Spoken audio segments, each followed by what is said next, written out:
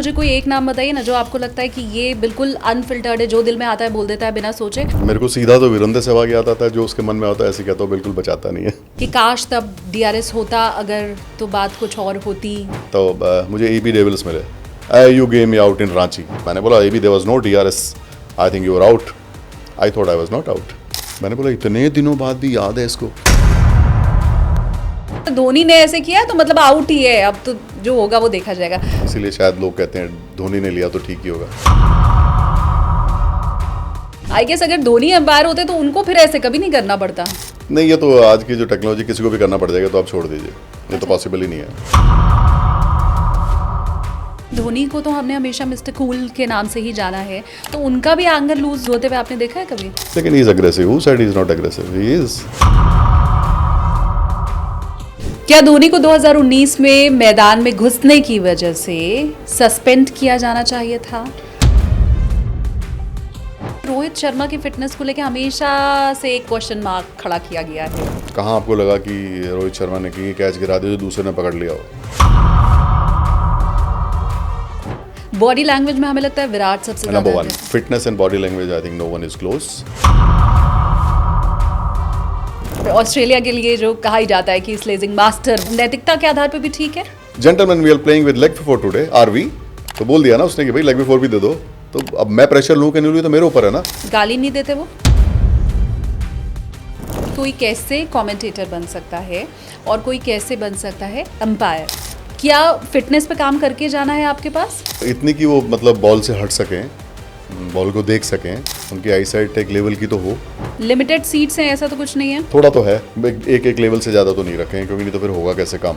नहीं, बाइलिंगुअल होना तो ज़रूरी नहीं है। अगर मैं सिर्फ पंजाबी जानती हूँ या मैं सिर्फ भोजपुरी जानता हूँ तो भी क्या मैं ये कोर्स करके कमेंटेटर बन सकता हूँ? बिल्कुल कर सकते हो, क्योंकि बेसिक सेम है ना। आप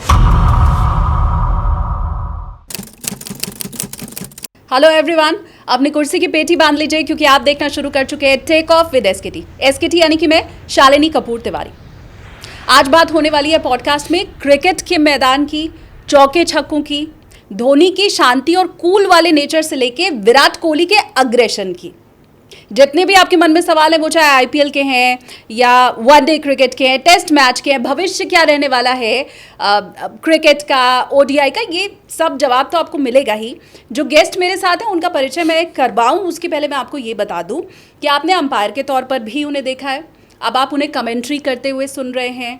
वो जिस फील्ड में उतरे, अभी हाल ही में इंस्टाग्राम पर रील बनानी उन्होंने शुरू की तो वहाँ पर व्यूज़ की बरसात होने लग गई। यूट्यूब पर मैं कह सकती हूँ आप उन्हें कंटेंट क्रिएटर के तौर पर भी देख रहे हैं और वहाँ भी आप उनको भरपूर प्यार दे रहे हैं। हाल ही में CID में भी वो नजर आए, बहुत जल्द उनके ऊपर फिल्म भी बनती जा रही है। अब मैं एक डेजिग्नेशन उनका क्या दूँ ये मेरी समझ से परे है। ये भी आपको बता दूँ कि एक नई मुहिम उन्होंने शुरू की है कि हर किसी को एम्पायर भी बनाया जा सकता है, कमेंटेटर भी बनाया जा सकता है। और मुझे लगता है ये कोर्स बहुत पॉपुलर नहीं है बट लोग बनना ज़रूर चाहते हैं। तो ये सब तो मैंने बता दिया, अब एक डेजिग्नेशन मैं बता नहीं सकती हूँ, सीधे मिलकर स्वागत कर लेते हैं, बोर्डिंग पास दे देते हैं। मेरे साथ हैं अनिल चौधरी सर, बहुत स्वागत है सर आपका। हाय शालिनी, कैसे हैं आप? एकदम बढ़िया जी। ये इतनी सारी चीज़ें और जहाँ आप पहुँचे वहाँ आपने चौके छक्के लगा दिए, तो आपका फेवरेट कौन सा है इसमें से? ओह, बहुत सारे हैं। मैं मुश्किल होता है छांटना, और मुझे भी नहीं पता था कि मैं कहाँ से शुरू और कहाँ, पता नहीं अभी कहाँ ख़त्म होगा। हाँ। और मैं बहुत ज़्यादा प्लान नहीं बनाता और जैसे चीज़ें आती रही मैं करता रहा। लेकिन हाँ, मुझे आप कह सकते हैं मल्टीटास्किंग और ये सारे, लेकिन जो काम है कहीं ना कहीं खेल से जुड़े हुए हैं और कहीं ना कहीं टीवी का इसमें रोल है, क्योंकि जब मैं अंपायरिंग करता हूँ तो टीवी होता ही है। तो आपके इतने सारे चीज़ें जब हम अंपायरिंग करते हैं, अंदर भी डायरेक्टर बोलता है good to go, then we get it from TV umpire कि आप शुरू कीजिए। जब टीवी अंपायर होते हैं तो ऑन फील्ड वाले को बोलते हैं कि शुरू कीजिए। तो वो कैमरा और खेल आजकल एक साथ ही हैं, और खासकर जब से IPL आया है तो ये ऐसा कोऑर्डिनेशन है जहाँ आप स्पोर्ट्स भी है, एंटरटेनमेंट भी है, और जिसे हिंदी में कहते हैं बहुमुखी चीज़ें आ गई हैं और हो रही हैं। मेरे को मजा आ रहा है करने में। हाँ, ये बहुमुखी चीज़ें जो आपने बोला, तो ये फ्लुएंसी हिंदी की हमेशा से ही थी आपकी? नहीं, क्योंकि वेस्टर्न यूपी का रहने वाला हूँ और दिल्ली में रहा है, तो NCR में तो हिंदी बहुत बोली जाती है। हाँ। NCR में हिंदी, हरियाणवी और पंजाबी का मिक्स है, और अब तो खैर इंग्लिश भी काफ़ी लोग बोलते हैं। तो 4-5 मिला के और जो लैंग्वेज है वो बन गई है, और मैं तो फ्लो में बोलता रहता हूँ, जो निकला बोल दिया। हाँ, कंटेंट मैं ध्यान रखता हूँ कि मुझे बोलना क्या है, और आई थिंक काम कर करके आ गया कि कब क्या बोलना है। कब कितना नहीं बोलना, अच्छा। कब कब बोलना है और क्या रोकना है और क्या छोड़ना है, सीख गया हूँ। आज ये रोकना वाला और कब कितना बोलना है वाला तो आप हटा दो, आज खाली बोलना वाला Okay. हम रखते हैं। तो मतलब अनफिल्टर्ड जो बोलते हैं ना, मतलब जो लिखते हैं वो होना भी चाहिए, मैं ऐसा मान के चल रही हूँ। मैं वैसे ही जाट आदमी हूँ, मतलब वैसे ही अनफिल्टर्ड होते हैं काफ़ी चीज़ों में। हाँ। लेकिन पॉलिश्ड वाले हैं, थोड़े सीख गए हैं दिल्ली में रह के, लोगों ने सिखा दिया है, रगड़ा लगा लगा कि नहीं यहाँ थोड़ा बच के चलिए, बस इतना ही है। बाकी वैसे बता दूँ, मैं ही नहीं, जितने भी स्पोर्ट्स से जुड़े लोग हैं वो बहुत ज़्यादा फिल्टर्ड होते नहीं हैं। आप जितने भी लोगों को देखते हैं, जो भी आप क्रिकेट में देख रहे हैं या जो भी किसी और खेल के भी लोग हैं, वो बहुत ज़्यादा फिल्टर्ड होते ही नहीं, क्योंकि वो नेचर में ही नहीं होता। स्पोर्ट्समैन होता ही ऐसे ही है, मतलब जिधर मन किया चले गए। और ठीक है, कुछ गाइडलाइंस होती है उसमें तो रहते ही हैं, पर आपको 99% स्पोर्ट्समैन ऐसे ही मिलेंगे बिंदास। कम लोग होते हैं जो बातें बचा के कहते होंगे, सीधा ही कह देते हैं जो मन में आता है, तभी वो स्पोर्ट्स पर्सन है। मगर फिर भी मुझे कोई एक नाम बताइए ना जो आपको लगता है कि ये बिल्कुल अनफिल्टर्ड है, जो दिल में आता है बोल देता है बिना सोचे, और एक नाम मुझे वो भी बताइए जो सोच समझ के बोलता है। मेरे को सीधा तो वीरेंद्र सहवाग याद आता है, जो उसके मन में आता है ऐसे कहता हूँ, बिल्कुल बचाता नहीं है। अच्छा। हाँ जी। और रोक के पहुँचने वाले में हैं काफ़ी लोग। मैं नॉर्थ के तो नहीं है, कम से कम नॉर्थ के तो दनादन बोलते हैं जो मन में आ जाए। अच्छा। हाँ, कुछ वेस्ट के कुछ लोग हैं तो थोड़ा ठीक से बोलते हैं, मतलब बचा के बोलते हैं। अच्छी बात है, सब बातें नहीं बतानी चाहिए। आप क्यों नहीं बता रहे हो? मैं तो बताता हूँ सारी। अरे नाम तो ये उनसे सीखा ना मैंने। तो दिन के बारे में बात कर रहा हूँ, नहीं बताते हैं तो मैं भी क्यों बताऊँ। हमारे वाला था, हमने बता दिया। और अच्छा। नॉर्थ के तो बहुत सारे लड़के ऐसे हैं जो मन में आया बोल दिया। अच्छा, ये जाट वाली जो आपने बात बताई, क्या यही वजह है कि आप हरियाणवी में भी बड़ा शानदार बोल लेते हैं, कमेंट्री भी आई गेस? जी हाँ, मैं हरियाणवी करता हूँ और थोड़ी थोड़ी हिंदी भी करता हूँ। हरियाणवी मैंने पूरा IPL हरियाणवी किया, इंग्लैंड सीरीज मैंने की, थोड़ा बोल के बांग्लादेश। बताओ ना सर। ना जी, जो कर कहोगे मैं तो कर दूंगा, मेरे पे तो सारी बोल लिया मैं, और लट गड़ेगा आज। अच्छा। बहुत शानदार। दरअसल ये जो NCR में जो लोग रहते हैं ना, आप जैसे अभी गाड़ी लेके जाओ तो जो पुलिस वाला आपको रोकेगा ऐसे ही तो कहेगा, गाड़ी रोको, पहले कहाँ जा रहे हो, के नाम है थारा। बस यही हरियाणवी का पार्ट है। और देसी लैंग्वेज NCR में यही बोली जाती है। जो गांव से आए लोग हैं, जो शहर में आ गए हैं, वो शहर और गांव के बीच के हो गए हैं, और ये एक अलग ही लैंग्वेज है। इसमें हरियाणवी का बहुत ज़्यादा टच है, शायद इसीलिए मैं हरियाणवी बोल पाता हूँ वहाँ पे। मेरी हरियाणवी में थोड़ा UP मिक्स रहती है, तो लोगों को काफ़ी मज़ा आता है। काफ़ी फीडबैक आए कि आप ऐसे रहिए, चेंज मत कीजिए। और हमें हरियाणवी और UP दोनों का टच मिल रहा है आपकी आवाज़ में। मतलब ये फीडबैक मेरे को है जो सुनने वाले लोग हैं उनसे। कमेंट्री में ये जो अलग अलग लैंग्वेजेस आई हैं, हमने पंजाबी में भी देखा, हरियाणवी में भी देखा, कुछ लोग क्रिटिसाइज भी करते हैं, कुछ तारीफ भी करते हैं, ये मतलब आप इसको कैसे देखते हो? होता क्या है एक्चुअली, जब आप क्रिकेट की कमेंट्री करते हैं तो एक बड़ी इसमें गंभीर बात है कि आपको क्रिकेट भी बोलना है, मैच की टेक्निक और जो भी गेम जहाँ जा रहा है वो सब बोलना है, और साथ में वो लैंग्वेज का फ्लेवर भी आना है। तो ये बैलेंस बनाना बहुत ज़रूरी है। तो जैसे मैं Jio Hotstar के लिए किया था मैंने अभी, तो वी हैड फ्यू एंकर्स जो एकदम शुद्ध हरियाणवी बोलते थे, एंटरटेनमेंट रखते थे, जैसे किसना था और कुंडू था, ये लोग, एक विश्वास था, ये सब RJ हैं, और ये सब वो पार्ट बोलते, इसमें क्रिकेट नहीं होती थी। ये खूब हंसाते थे हमें, कई बार कमेंट्री करते करते हंसी आती थी, इतना हंसाते थे। Then we use to come back on cricket कि ये शॉट मारा, इसमें ये फुटवर्क है, अभी मैच में ऐसा होना चाहिए, और गेम की जो टैक्टिक्स हैं वो सब बात करते। तो we use to combine, but कई बार हमारे मुंह से भी वही मजाक निकल गई, ले भाई शॉट मारा और घेर में चली गई टाइप। तो वो हंसते थे, यार आप मत बोलो, हम क्या बोलेंगे। तो but it was good fun, and लोग, मैंने सुना कि काफ़ी लोग हरियाणवी सुन रहे थे, और हम शायद ऊपर की जो रेटिंग होती है उनमें अच्छा हमने स्कोर किया, ऐसा फीडबैक है लोगों से, और अच्छी चली। हरियाणवी क्या, हिंदी की एक्सटेंशन ही है, मतलब थोड़ा और करके, बट इसमें फ़न भी था और क्रिकेट भी थी, तो काफ़ी लोग सुन रहे थे। और काफ़ी क्रिकेटर्स ने मेरे को बोला कि यार बहुत मज़ा आ रहा था, बड़ी हंसी आती थी, और साथ में ना आप अच्छी क्रिकेट की बातें भी करते थे, क्योंकि हम क्रिकेट के लोग हैं तो जो सामने हो रहा है वो तो दिखता ही है ना, वो सब बोलते ही थे। स्टाइल थोड़ा चेंज था, बट हाँ आपको थोड़ा सा कई बारी ब्रेक लगाना होता था, क्योंकि लोकल लैंग्वेज में कुछ स्लैंग ऐसे होते हैं जो आप एयर पे नहीं बोल सकते। तो वो एक दो बार निकलते निकलते बचे, वापस ले लिए। तो वही है, क्योंकि ये कमेंट्री में भी देखने में लगता बड़ा आसान है, आपको बहुत सारी चीज़ों पे काम करना होता है, टोन पे, कहाँ पे रुकना है, कहाँ तेज़ बोलना है, कहाँ कम बोलना है, और हर एक स्पोर्ट की ना अपनी अपनी डिमांड होती है। आप जैसे हॉकी में कई बार गोल हो रहा हो तो आपको बहुत एकदम तेज़ जाना पड़ता है, और इसमें जब 6 या चौके लगते हैं तो अलग आपको आवाज़ करनी पड़ती है। फिर सामने के बार ग्राफिक्स भी आते हैं, और आपको यहाँ पे आपने देखा हो कमेंटर से लगा होता है तो 5 आवाज़ आते हैं, प्रोड्यूसर, डायरेक्टर, स्टैट्स भी आते रहते हैं, और आपने किस मतलब किसी को दिखा रहे हैं तो याद दिलाते हैं, भाई आपको सामने विराट कोहली दिखा रहे हैं, उनके बारे में बोलना, आप किसी और प्लेयर के बारे में बोल रहे हैं, या कोई दूसरा प्लेयर आ गया हम विराट के लिए बोल रहे हैं, तो फिर चेंज करना पड़ता है पिक्चर के हिसाब से। So it's a combination of lot of things. मैं शुरू में अब गया, मुझे लगा कि क्या है, तो मेरे क्रिकेट तो आती है, बोलता रहूँगा, लेकिन मुझे एक हफ्ते बाद समझ आया कि भाई बड़ी चीज़ें, हाइजीन है, कब आपने बटन दबाना है, कब आपने उसको म्यूट करना है, कब रुकना है, ओवरलैप नहीं करना, बहुत सारी चीज़ें हैं। इट्स ए डिफरेंट फील्ड और मज़ा बड़ा आता है। अब सीखने लगा हूँ तो अब और अच्छा लगता है कि जैसे आप लोग अपने इसमें आपकी टोन का बड़ा रहता है, हाँ। कब बोलना है, कितना बोलना है, और बहुत सारी बातें आप नॉर्मल लैंग्वेज में बोल सकते हैं। जब आप बात करते हैं कि क्रिकेट के बारे में, अब 2 लोग बैठ के क्रिकेट की बात करेंगे, लेकिन जब एयर पे बोलते हैं तो you got to be careful because it's going to everyone. छोटे बच्चा भी सुन रहा है, बड़ा आदमी भी सुन रहा है, ऐसे लोग भी सुन रहे हैं जो गेम को पसंद करते हैं, तो आपकी तरफ से कोई लूज टॉक जैसा नहीं निकलना चाहिए, वो एक थोड़ा ध्यान रखना पड़ता है। तो we are trying to manage that and I think we were reasonably okay.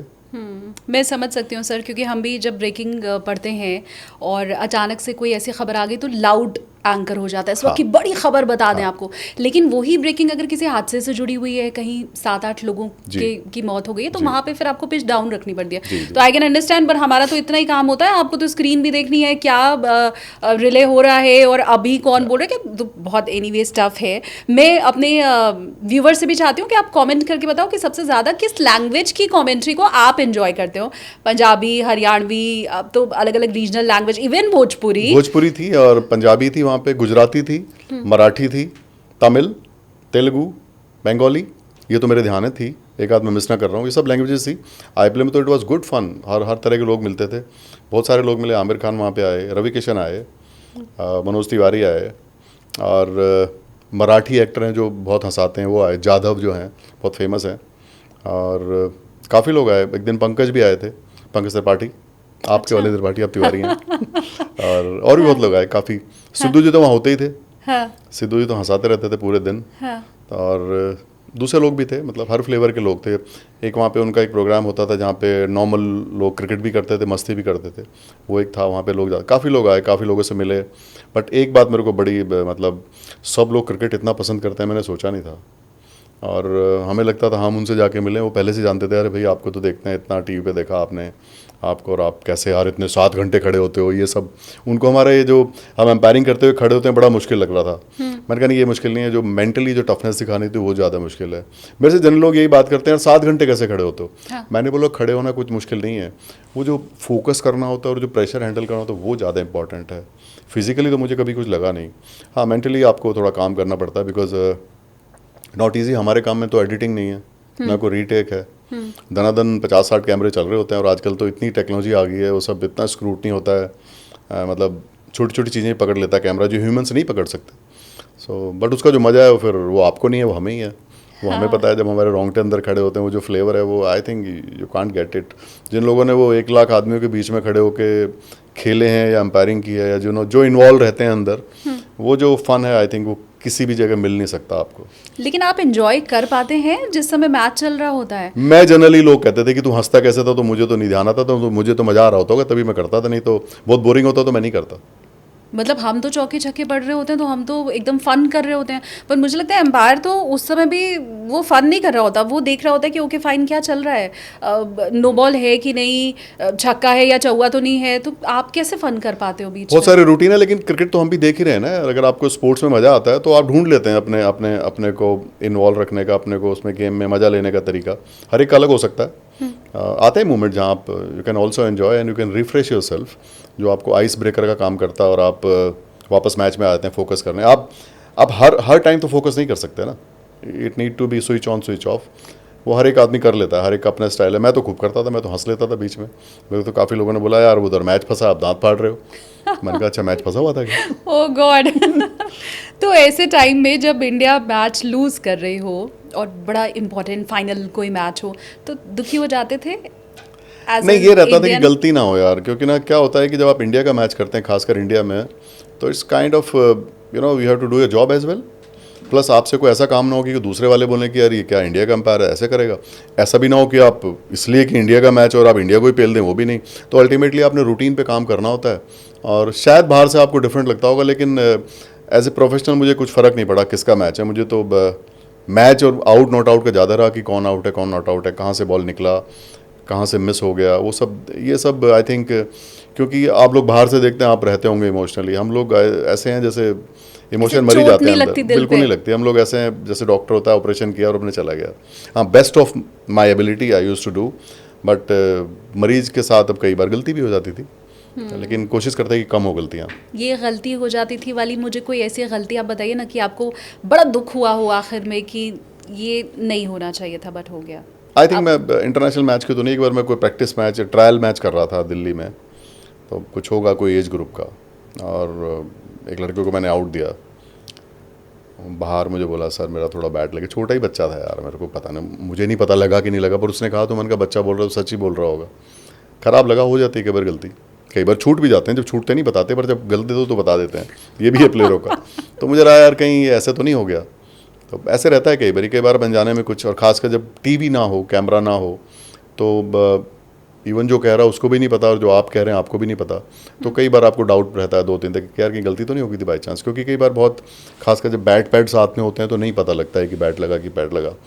But मेरा मानना है कि अगर कुछ गलती होती है तो मान लो और प्रोसेस पे काम करो कि कहाँ गलती हुई, क्यों हुई, फोकस ख़राब हुआ या कोई पर्टिकुलर एंगल था जहाँ मिस कर गए। आई थिंक प्रोसेस पे काम करना चाहिए और come back to your routine, part of your business. फिर कभी ऐसा भी लगा कि काश, मतलब बाद में आपने सोचा हो अपने पहले के किसी डिसीजन को लेके कि काश तब डीआरएस होता अगर, तो बात कुछ और होती? अभी चलो आपने शुरू किया तो बताता हूँ। आप मेरे से पूछ भी रहे थे कोई किस्सा बताइए, ठीक है, वेरी गुड, मेरे को याद आ गया, तो नहीं याद आ रहा था। अभी मैं क्योंकि कमेंट्री कर रहा था जियो हॉटस्टार के लिए, बॉम्बे था मैं, तो मुंबई, तो मुझे AB डेविल्स मिले। Hi man, you are here? I said yeah, you are also here, we are in both in same profession now. You gave me out in Ranchi. I think it happens 12 years back, 10-12 years, maybe more. It was a playoff game of IPL. There was a ball of Ashish Nehra which pitched just maybe in, maybe out. It's like 50-50 call. And it was just strip, it was no DRS. So, पता नहीं वो आजकल जैसे कई बार होता है, रोहित शर्मा का पीछे हुआ बॉल आधी थी, थोड़ी बाहर दिखी बाद में, और किसी और की थी तो मतलब ऐसे रहा, ऐसी कुछ बॉल थी। तो मैंने बोला AB there was no DRS, I think you are out. I thought I was not out, so I said finally, I still remember that call, it was 50-50 call and it could have gone either way. मैंने बोला इतने दिनों बाद भी याद है इसको? He said no, I remember those calls, it was 50-50 and you gave me out, but no complaints, tight one, but I still remember that it was a play of game. और तो मैंने AB डिविलियर्स को out दिया था आशीष नेहरा की ball पे। I think Ashish Nehra CSK से खेल रहे थे, तो कुछ कॉल्स होती थी पहले, जो DRS होता तो अच्छा रहता ना, क्या पता मैं ठीक था, क्या पता वो ठीक था, क्योंकि वो सोशल मीडिया पे चला बहुत दिन, तो किसी पिक्चर भी आती थी, डालने वाले यही पूछते थे क्या ये बॉल अंदर नहीं है, कोई बोलता था नहीं है तो बाहर है, कोई कहता नहीं है तो अंदर है, तो तब लगता था DRS होता। तो DRS से देखो कितना फ़ायदा हुआ है, गेम में बहुत बड़ी बड़ी गलतियाँ ख़त्म हो गई हैं। टाइट कॉल्स तो आज भी हैं, आज भी आप एम्पायर्स कॉल और सब बातें करते ही हैं, आज भी जो टाइट कैच होती है, जो ग्राउंड पे कितनी लगी कितनी नहीं लगी, अभी भी लोग हमेशा 50-50 कॉल होती हैं क्रिकेट में, वो ऑन द लाइन भी होती हैं। हाँ, लेकिन DRS होने से वो सब गलतियाँ ख़त्म हो गई कि बॉल आधा फुट लेग स्टंप के बाहर पड़ी और आपने आउट दे दिया, या आपको पता है कि क्लियर बाउंस होके गया बॉल, या बॉल ट्रैकिंग में बॉल इतना ऊपर से जा रहा है, तो वो फ़ायदा तो हुआ है। एंड DRS ने गेम को बहुत ट्रांसपेरेंट किया, साफ़ किया है, और आपकी ज़्यादातर कॉलें ठीक होने लगी हैं, और साथ ही प्लेयर्स को भी पता लगने लगा कहाँ अपील करनी है कहाँ नहीं करनी। और आपको पता लगता है कि प्लेयर लोग भी कई बार ऐसी अपील करते हैं, उनको तो आसपास भी आइडिया नहीं होता, तो जैसे कई बार एम्पायर को नहीं होता, तो DRS का फ़ायदा तो हुआ है, और देखने वाले भी सेटिस्फाइड रहते हैं, परसेप्शन अच्छा हुआ है गेम का। आप भी अगर आप मैच देखें तो DRS है तो आपको जो आता है कहते हैं हाँ ठीक है मान लेते हैं लोग। तो आई थिंक DRS ने गेम को थोड़ा क्लीन किया है, ट्रांसपेरेंट किया, और लोग परसेप्शन ठीक हुआ लोगों का, ओवरऑल गलतियाँ अच्छा है खेल क्योंकि इतना कम्पिटिटिव हो गया है, इतने सारे टूर्नामेंट है कि जरा सी मिस्टेक से गेम चेंज हो जाता है। तो I think DRS is a game changer in this sport. But मैं वो टीस समझ सकती हूँ AB डिविलियर्स की, जो आपने अभी बोला, ही वाज एंजॉयिंग एक्चुअली, वो हंस रहा था, मजे ले रहा था। मैंने कहा याद कैसे है यार इसको। हाँ। मैंने किसी और को भी बोला कि इसको कैसे याद है यार, कहता नहीं वो तेरे को देख के याद आ गया उनको क्योंकि उसके बाद मेरे को मैंने बहुत मैच किए। आई थिंक कभी कभी कीपिंग भी करता था, मुझे ऐसा ध्यान आ रहा है कि शायद AB डिविलियर्स ने कभी कभी कीपिंग भी की है, तो वो मैं देखता था कि जब मतलब मैं देता था तो वो ज़्यादा परेशान नहीं होता था।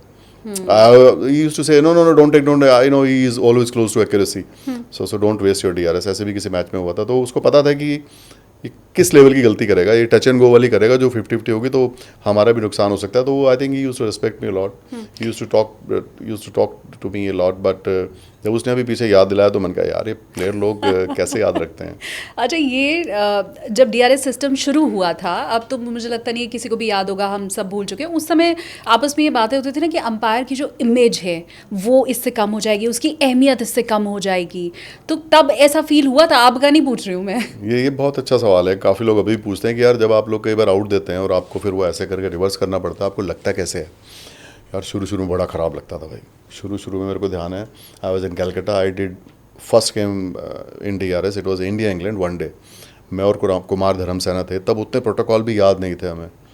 तो मेरा एक गलत हुआ, और गलत ऐसे हुआ कि मेरे को ऐसे लगा कि मेरा गलत नहीं होना चाहिए, और मैंने वो शायद आउट दे दिया। फिर वो धोनी ने डीआरएस लिया, वो अभी भी मीम आता है। धोनी ना इधर थे, बॉलर सेंड पे थे और वो एंगल पे खड़े थे। युवराज बैटिंग कर रहे थे, युवराज भी जाने लगा लगने के बाद, क्योंकि बैट पे लगी थी। और तो मैंने देखा धोनी ने उनको कैसे किया, क्योंकि बैट्समैन कर सकता तो भी युवराज ने भी लिया। मैंने तब जाके, तो मेरा वो इसलिए गलत हो गया क्योंकि वो इतना हल्का बैट में लगा था, मुझे लगा कि बैट ना मिस हो जाए मेरे से, और वो बॉल हल्का से ग्राउंड पे लग के चली गई, मैं मिस कर गया। तो प्रेशर था उन दिनों, मुझे बहुत ख़राब लगा कई दिन तक। आजकल तो आदत पड़ गई। आजकल तो कभी कभी तो मुझे लगता है एम्पायरिंग आसान हो गई है। अब तो वाइड भी ऊपर चेक हो जाती है, 9 बॉल भी हो जाती है। आपको मैच के बाद याद भी नहीं रहता किसने कितनी बार छाती पे हाथ लगाया, क्योंकि अल्टीमेटली गेम पे फ़र्क पड़ा नहीं। भाई आपने कुछ किया, वो रिवर्स हो गया, वो ठीक हो गया। तो गेम पे तो मतलब क्योंकि रिजल्ट पे फ़र्क नहीं पड़ रहा तो किसी को याद नहीं रहता। याद तब रहता है जब आपके करने से और आप चेंज ना कर पाएँ और मैच चेंज हो जाए।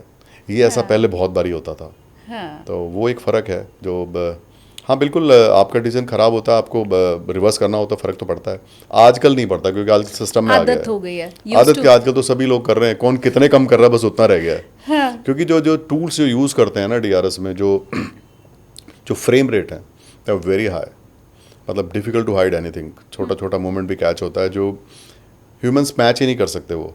बट फ़ायदा ये हुआ है कि अंपायर अब आराम से, अंपायर को गालियाँ नहीं पड़ती अब, क्योंकि वो चेंज हो चुका होता है। हाँ। बस इतना होता है कि इसके इतने रिवर्स हो, इतने नहीं। तो आई थिंक मुझे कई बार लगता है पिछले 3-4 साल से ऑटो नो बॉल भी आ गया है, अंपायरिंग थोड़ी आसान हो गई है, खेल के लिए अच्छा है।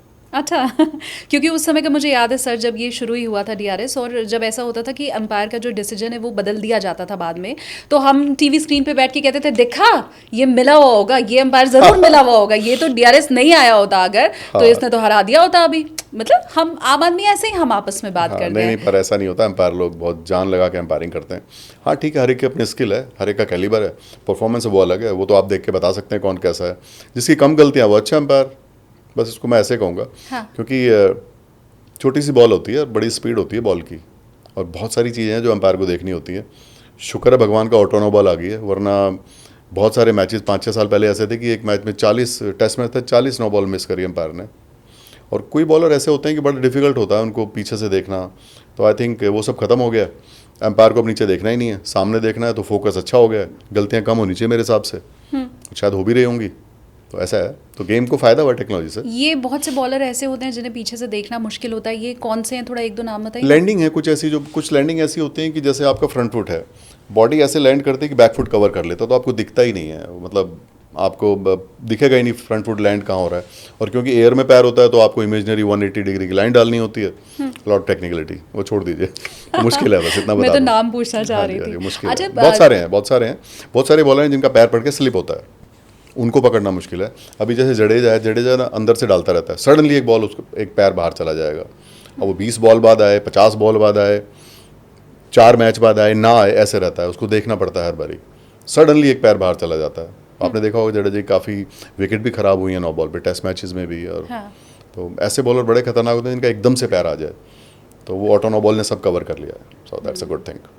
हमने डीआरएस की इतनी बात की और आपने वो धोनी और युवराज वाला किस्सा भी शेयर किया, तो जब धोनी का नाम आ ही गया तो मुझे लगता है अब डीआरएस की बात हो रही है और धोनी का नाम आया तो हम ना पूछें, उसको तो धोनी रिव्यू सिस्टम ही कह दिया गया है इंडिया के अंदर। तो थोड़ा आप मुझे इसके बारे में थोड़ा समझाइए भी, और हम सब श्योर होते हैं, ये टीवी के इधर वालों को मैं बता रही हूँ कि अच्छा धोनी ने ऐसे किया तो मतलब आउट ही है, अब तो जो होगा वो देखा जाएगा।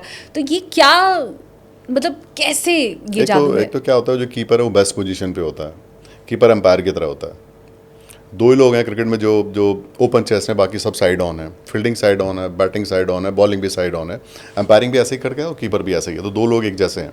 वो दो लोग ऐसे हैं जिनको पूरे दिन काम कीजिए, कभी बढ़ाई नहीं मिलेगी, जैसी गलती करेंगे बोल देंगे, क्योंकि कीपर भी कोई कैच लेगा तो बोलेंगे बॉलर का विकेट है, छूटते बोलेंगे इसने मरवा दिया। उनका क्या है, मुझे लगता है कि वो बहुत फोकस्ड रहते हैं, शांत हैं, जैसे आपने देखा। उनको ज़्यादातर लॉस पता है, उससे बड़ा फ़ायदा होता है आपको पिचिंग का और ये सब। और शांत रहते हैं तो वो असेस अच्छा करते हैं और रीड भी अच्छा करते हैं बैट्समैन को।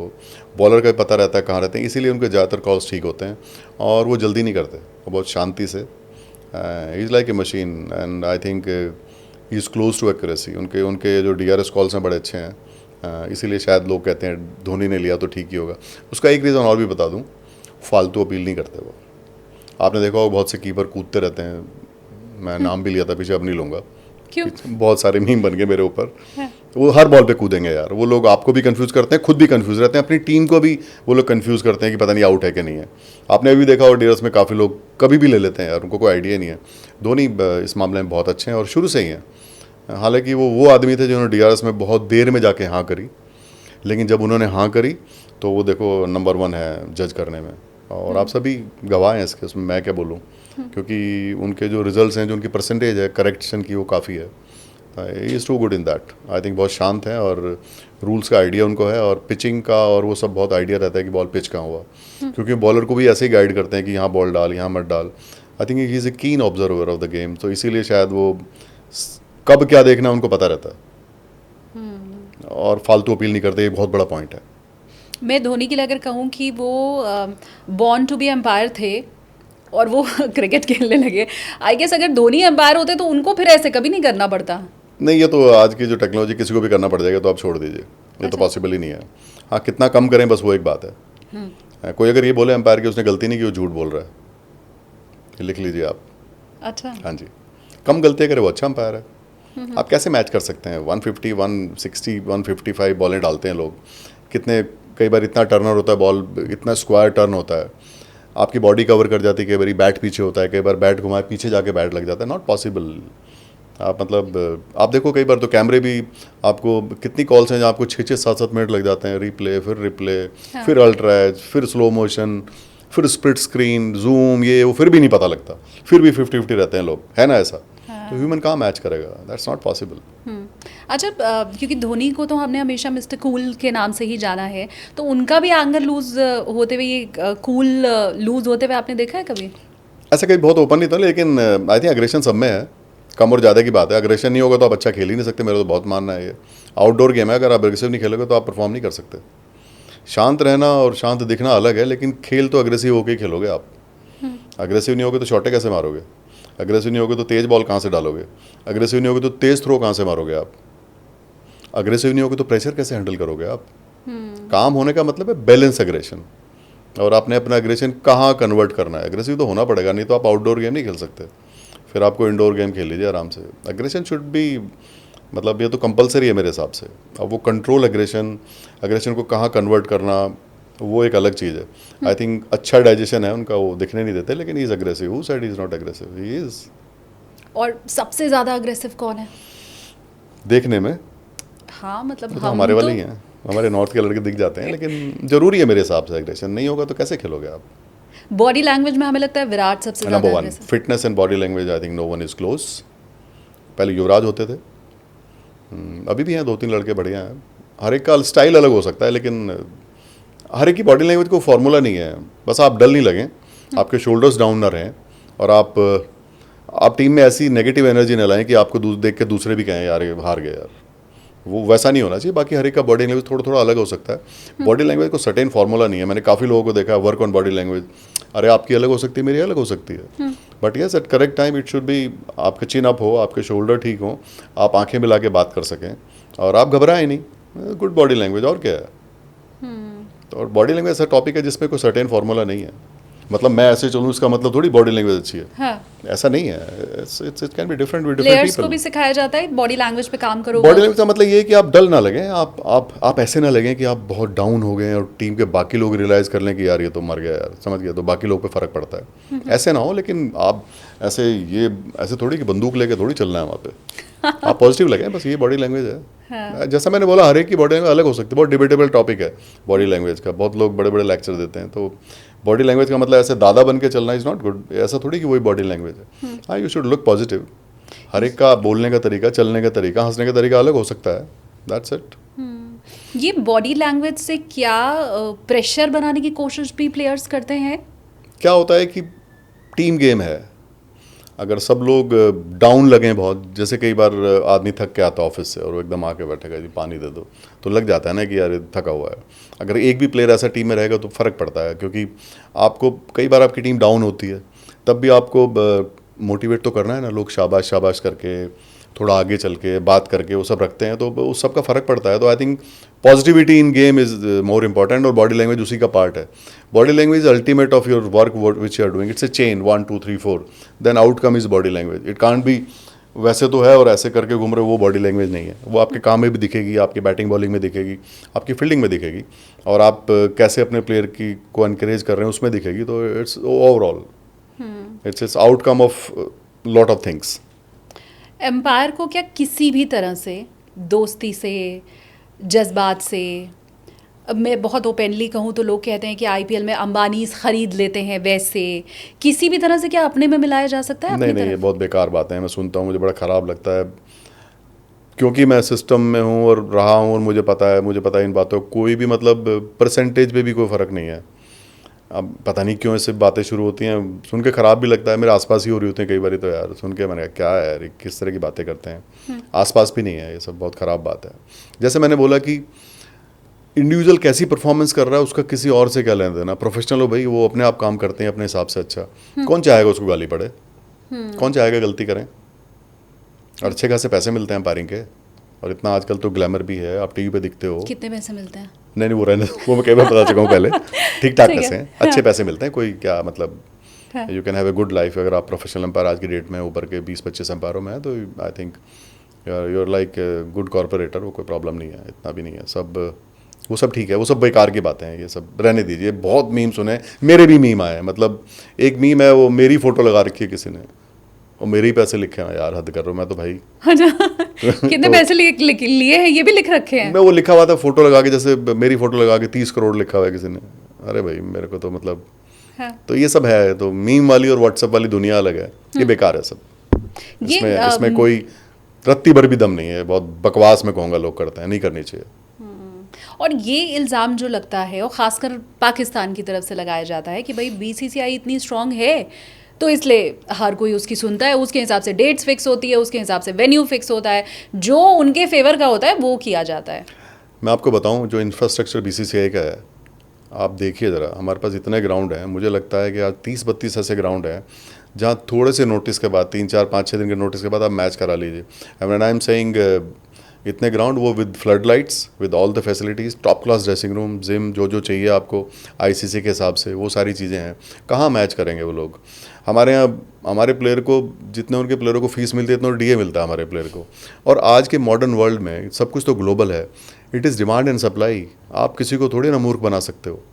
अच्छा काम करते तो यहाँ पहुँचे ना। और कई लोग तो, चलो मैं दूसरा टॉपिक निकाल देता हूँ, काफ़ी दूसरे गेम्स हैं जो क्रिकेट को कहते हैं कि सारा पैसा क्रिकेट में चला गया।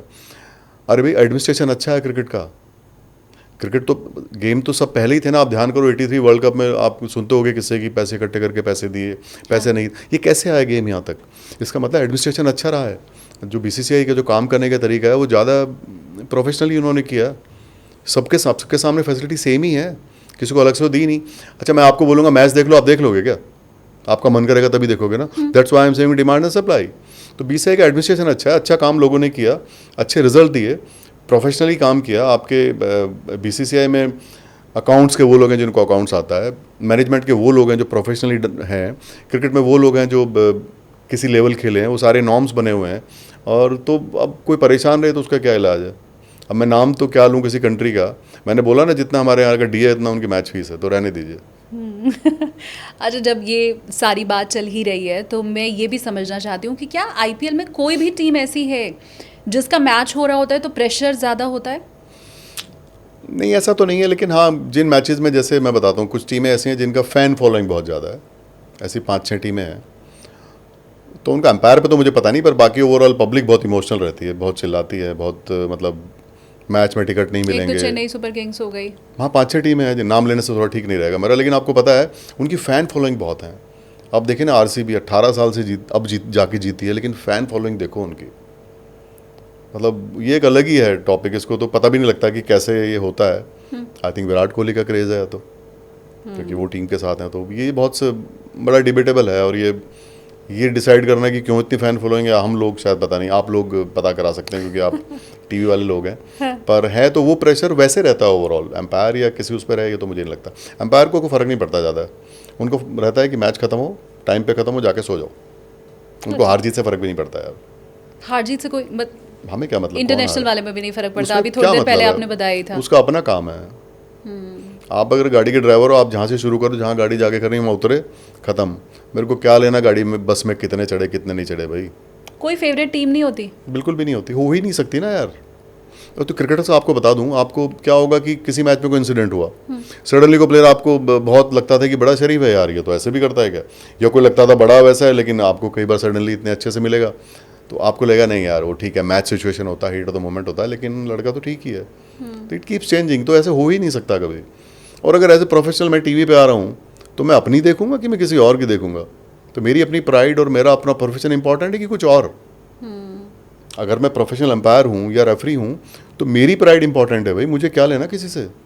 नहीं, आप अगर टीवी एंकर हैं, टीवी का काम कर रही हैं, आपको अपने काम से लेना देना, आपको क्या मतलब? बस ऐसे ही है। I think it is with every professional and it should be with every professional. जो ऐसा नहीं है उसके सिस्टम में नहीं रहना चाहिए। वो तो मतलब फिर मैं खराब शब्द कहना नहीं चाहता, उसका कोई काम ही नहीं है। तो भाई कान खोल के सुन लो, ऐसा नहीं होता है, किसी कीमत पे नहीं होता है। अंपायर्स के साथ तो बिल्कुल नहीं होता है। तो जब कोई फेवरेट टीम नहीं है तो बायस्ड होने का कोई सवाल ही फिर नहीं खड़ा होता है।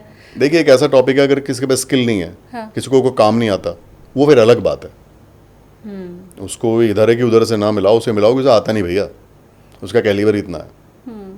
तो किसी इंडिविजुअल की वजह से आप प्रोफेशन को पूरे को नहीं कह सकते। हाँ, उसको नहीं आती, वो सीख के आए, अच्छे से तैयार होके आए। ये पूरा जो इतने साल का आपका करियर है, मुझे कोई एक आप अपना फेवरेट प्लेयर बताओ ना, कौन है?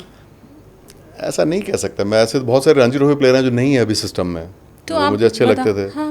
I think Dhoni is still among my favourite players, the way he carry himself, जो गेम का जो उन्होंने प्रमोशन एज ए प्लेयर, मतलब वैसे प्रमोशन नहीं की कमर्शियली, जो इमेज उन्होंने कैरी की है, जो लोगों में उनकी छाप है, वो मतलब अनबीटेबल है भाई।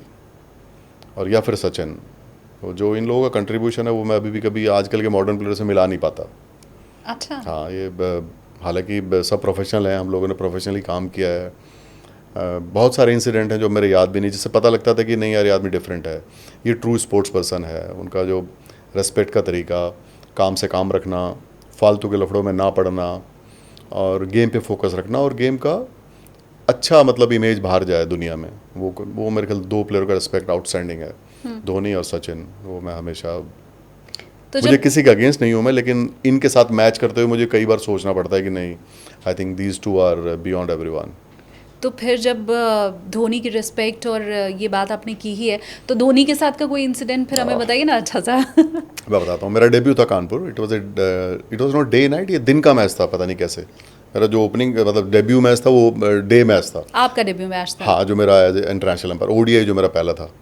तो मैच खत्म हुआ, इंडिया वेस्ट इंडीज़ का मैच था, और मैच सब टाइम पे रहा, सब नॉर्मल रहा। तो क्या हुआ कि स्क्रीन पे लिखा आता है डेब्यूटेंट। तो पहले तो मेरे को युवराज ने बोला कि आपका डेब्यू हो रहा है। मैंने कहा हाँ। कह रहा आपको तो इतनी बार देखा हमने। मैंने कहा तुमने आईपीएल में देखा है, इंटरनेशनल पहला देखा है, अभी तो पीछे मैच किया आपने राजकोट। मैंने कहा वो T20 था, तो अलग अलग होते, मन का अलग होता। फिर मैच के बाद धोनी आए तो उन्होंने कंधे पे हाथ रखा, वेरी वेल डन, आपने बहुत अच्छा मैच किया, और आप क्या बात है, बहुत बढ़िया, ऐसे करके चले गए। फिर दोबारा आए, फिर मेरे पास आए, फिर कंधे पे हाथ रखा, आप अच्छी एम्पायरिंग करते हैं, अपना स्टाइल चेंज मत करना एम्पायरिंग का। और उन्होंने कुछ नाम लिए, मतलब विदेशी कुछ नाम लिए, किसी को नकल मत करना, नेवर चेंज, आप ऐसे ही करते रहिए और कुछ बदलने की ज़रूरत नहीं है। फिर उन्होंने एक और इंडियन एम्पायर का नाम लिया कि मैंने उनको भी यही बोला है इंडियन एम्पायर बहुत अच्छे हैं, इनको बदलने लगते हैं तो फिर उनसे गड़बड़ होती है, किसी को कॉपी मत करना। मैं बाहर डेविड बून रेफरी थे, रॉड टकर मेरे पार्टनर थे। पहले तो रॉड ने मुझे कहा, man he was talking to you twice, he did, he never do that. फिर मुझे डेविड बून ने बाहर बोला कि क्या बात है, धोनी 2 बार बात की, क्या हुआ मैच में कुछ हुआ? का नहीं, वो was happy with my umpiring. It's rare that he came twice and talking to you. मैंने कहा नहीं, वो एम्पायरिंग की बात कर रही थी, अच्छी हुई इस मैच में। तो मेरे को तभी इम्पैक्ट आ गया कि आदमी थोड़ा अलग है। और उसने कुछ ऐसी बातें कही जो एम्पायरिंग से अलग थी, कि कॉपी मत करना किसी को, बाहर के लोगों के पीछे मत भागना, आप जैसे हैं वैसे ही रहना। और मैंने दूसरे एम्पायर को भी यही बोला है कि इंडियंस को चेंज होने की जरूरत नहीं, दे आर ऑलरेडी स्किलफुल। तो कितने अलग बात थी उनकी। मतलब ये भी कह सकते थे कि वेल डन, या ये भी कह सकते थे जो आपने सबसे बढ़िया कर दिया, आप जैसा एम्पायर नहीं देखा, वो सब भी नहीं कहा। बड़ी सेटल्ड और बड़ी अच्छी बात कही जो मुझे समझ आई कि हाँ, इनकी बात में दम है। तो आप ऐसे इमेज बनाते हैं किसी की। उसके बाद ऑफकोर्स बहुत सारे मैचेस किए, हाँ।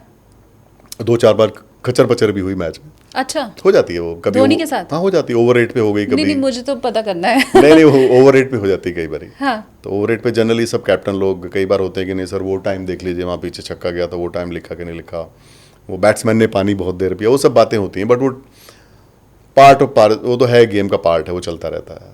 तो ऐसे नोकझोंक हाँ, नोकझोंक नहीं कहते, वो डिस्कशन होता है, इसमें कई बार हैप्पी नहीं होता प्लेयर। ओपिनियन डिफर कर सकती है जब दो आदमी, भाई फील्डिंग वाले को अपने हिसाब से लगेगा, अंपायर क्योंकि दोनों तरफ से देख रहा है, कुछ इंसिडेंट वो नोट करते हैं, तो इस तरह की बात होती है कई बारी। तो हुआ ऐसे कई बारी, वी डिसएग्री है ना, एग्रीड लेटर ऑन, वो सब चलता है, वो गेम में रहता ही है।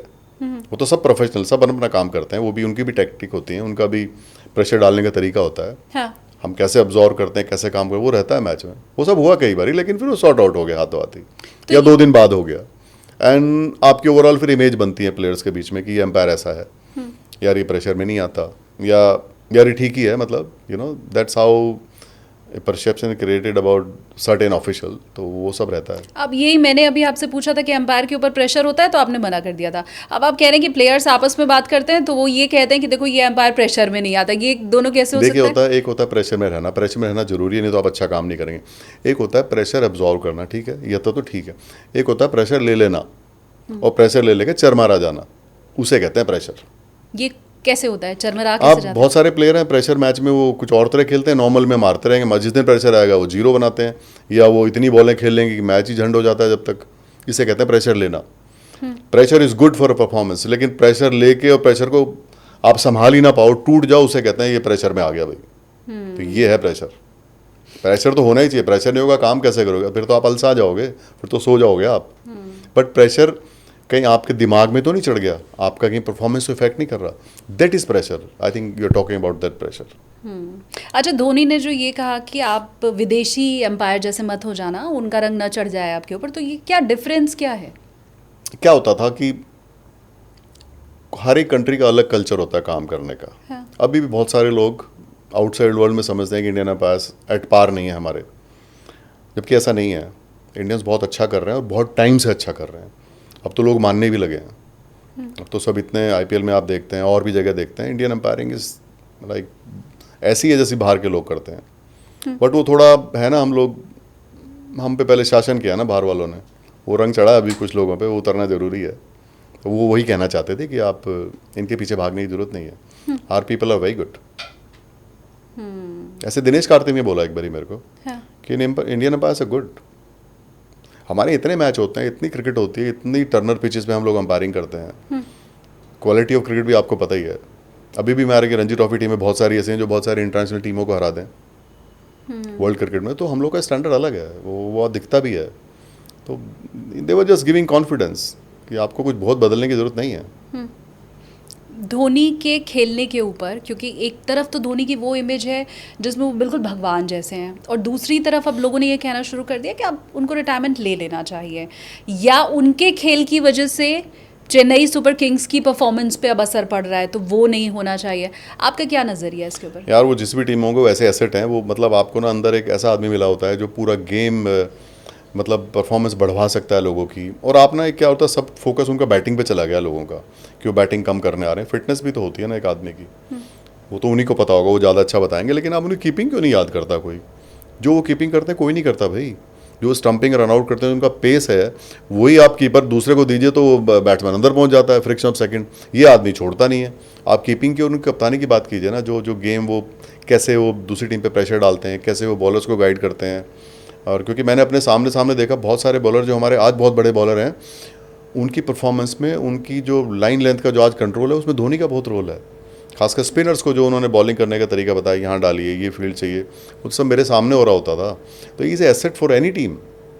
और T20 में कितने आदमी आपको चाहिए बैटिंग करने के लिए? सही बात। वो 10 आदमी भी कम पड़ गए क्या? किसी पहले के प्लेयर को आप बताओ 20, वो कहेगा इतनी देर तो मैं ही बैटिंग कर लूँगा। तो गेम हमारा थोड़ा इस तरह चेंज हो गया, शॉट्स ज़्यादा आ गए हैं। नहीं तो 20 ओवर में 10 आदमी कहाँ आउट होते हैं जी? ठीक बात। हाँ 20 ही ओवर तो हैं। हाँ वो तो शायद रन रेट के चक्कर में आजकल हो जाते हैं, वरना 20 ओवर तो एक ही आदमी ना आउट हो पुराने वाला। तो आई थिंक उनके रिटायरमेंट रहो तो उनका फैसला है। हाँ। बट यार वो जब ग्राउंड में आते हैं सारा स्टेडियम पीला हो जाता है भाई। ऐसे थोड़ी ना लोग पीछा करते हैं किसी का, कुछ तो है उनमें। और आप उनकी कीपिंग की बातें नहीं करते, मुझे बड़ा खराब लगता है। Is outstanding wicket keeper and a great captain.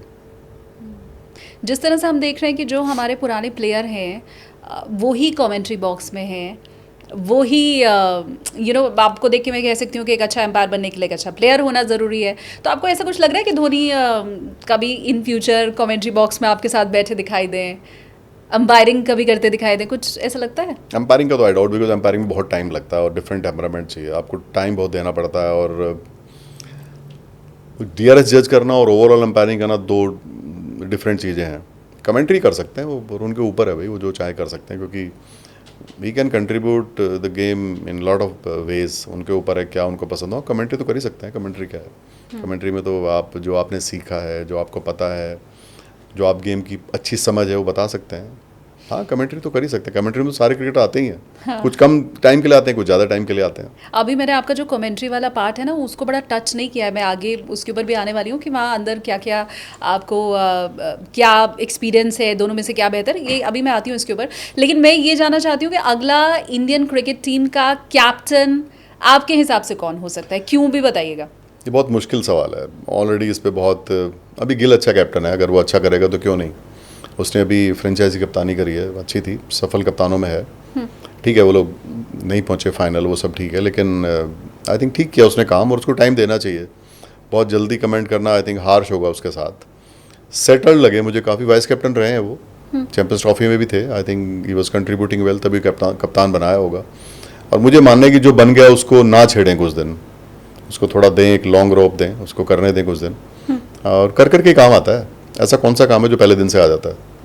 कौन है जो पहले दिन से, और क्या करके आता है भाई? तो कर करके कोई एम्पायर बन सकता है? बिल्कुल बन सकता है। अंपायरिंग तो ऐसे ही है, बिल्कुल बन सकता है। अच्छा। कौन है जिसने पहले दिन ही माँ की पकड़ा और सब कुछ आ गया?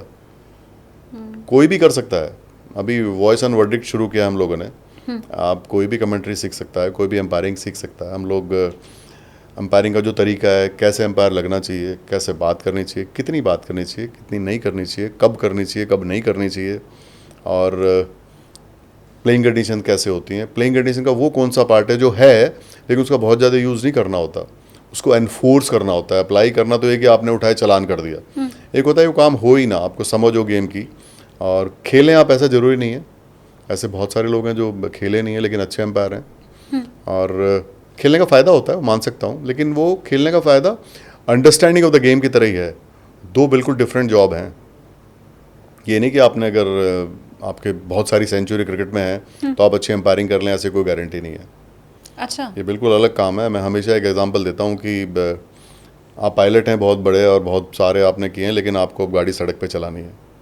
तो आप ही बोले मैं तो प्लेन उड़ाता हूँ, गाड़ी क्या है, लेकिन गाड़ी अलग है, यहाँ ट्रैफिक दूसरी तरह का है। हाँ। आपको ये और तरह के दोनों फील्ड हैं। एडवांटेज है आपको, वो ड्राइविंग सेंस वाला तो रहेगा, लेकिन काम बिल्कुल अलग है। लेकिन आप सीख सकते हैं।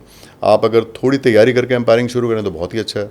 मतलब बहुत छोटी छोटी बातें हैं, फिर घूम फिर के वो बॉडी लैंग्वेज भी आ जाएगी, वो बहुत बात कर ली। हाँ। वो भी है, फिटनेस भी है। हाँ। और गेम की समझ, how to implement particular law, क्योंकि लॉ का कितना पार्ट यूज़फुल है वो भी देखना है। और लॉ को आप कब अप्लाई करें, कब उसको अप्लाई करने की ज़रूरत ही ना पड़े। आप अगर आपको अच्छी समझ है गेम की तो आप थोड़ा प्रोएक्टिव रहें, शायद वो ज़रूरत ही ना पड़े, आप पहले ही संभाल लें गेम को। और आपस में कोऑर्डिनेशन दोनों अंपायरों का, 3 हो गए आजकल तो 4 अंपायर हो गए हैं, वो सब कोऑर्डिनेशन, आपस में कब बात करनी है, अगर एक अंपायर डाउन हो तो दूसरा कब उसकी हेल्प करे, बहुत सारे फैक्टर्स हैं। ये मुझे ऐसे नोटबुक की तरह लग रहा है कि आप बहुत एक एक करके सारे। चैप्टर मुझे बताते जा रहे हैं कि ये भी हो सकता है, ये भी हो सकता है। मैं व्यूवर्स को बता दूं, वॉइस ऑफ वर्डिक्ट अभी सर ने voice and verdict, voice and verdict अभी सर ने शुरू किया है और उसका मकसद यही है कि हम ज़्यादा से ज़्यादा एम्पायर बना सकें, ज़्यादा से ज़्यादा कमेंटेटर बना सकें, राइट।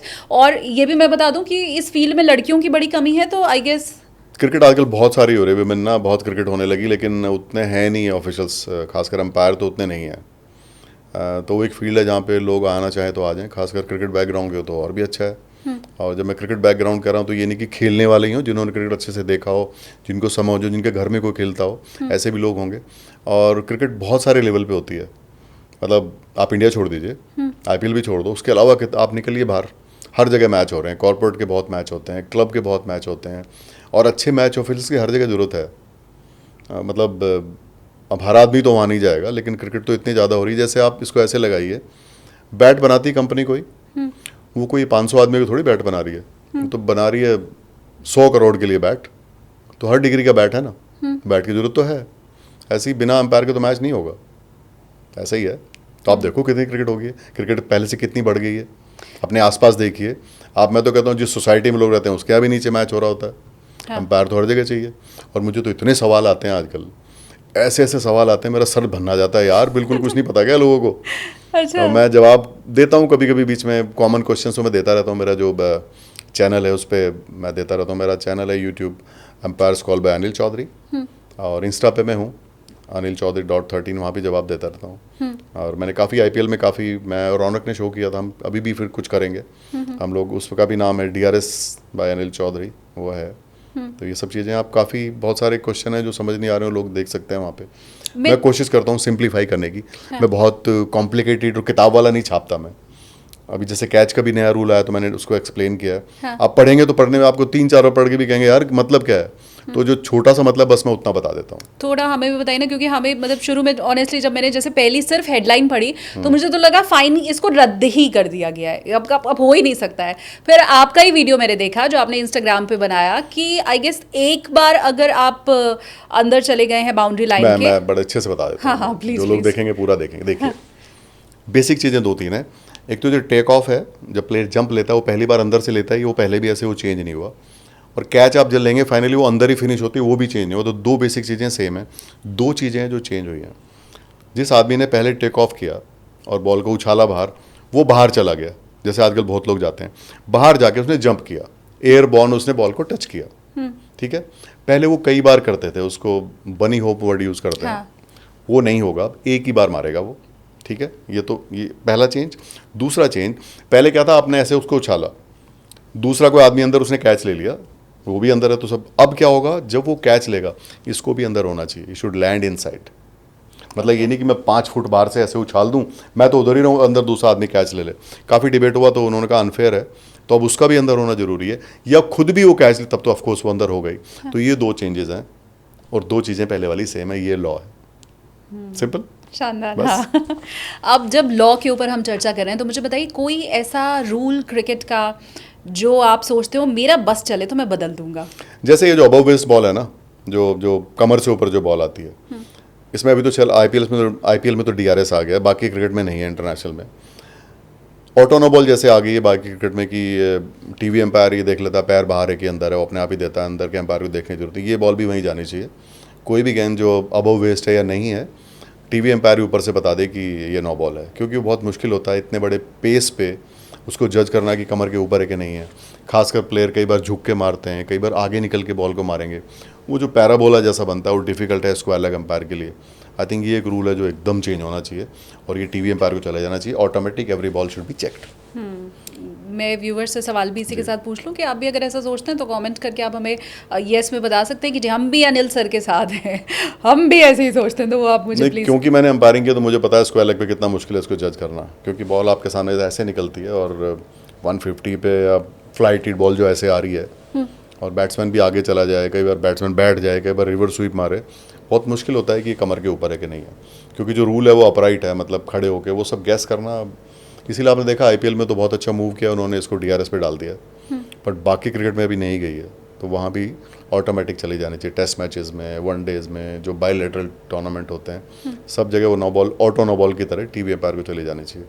इससे गेम को बड़ा फ़ायदा होगा, एम्पायरों को बड़ी आसानी होगी, क्रिकेटर्स को भी बहुत फ़ायदा होगा। दूध का दूध, पानी का पानी।